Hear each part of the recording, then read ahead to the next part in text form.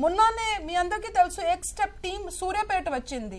వాళ్ళు ఎంత బాగా సూర్యాపేట గురించి చెప్పారు అంటే ప్రతి స్కూలులో ఆ పిల్లలు రెగ్యులర్ రావడం, ఎక్కువ పిల్లలు రావడం, ఎక్కువ ప్రాక్టీస్ చేయడం, ప్రాక్టీస్ వల్లనే పర్ఫెక్షన్ కి పోతున్నారు. కాబట్టి ఖచ్చితంగా ఆ ప్రాక్టీస్, ఆ రెగ్యులారిటీ ఉండాలి. అంటే ఒకవేళ ఒక పిల్లలు ఒక 50% మాత్రమే అటెండెన్స్ ఉంటే వాళ్ళకి ఎఫ్ఎల్ఎన్ సరిగా రాదు. సో ఏ పిల్లలు ఫస్ట్ 100% అటెండెన్స్ ఉంటేనా మీ ఎఫ్ఎల్ఎన్ చూడగలుగుతాం.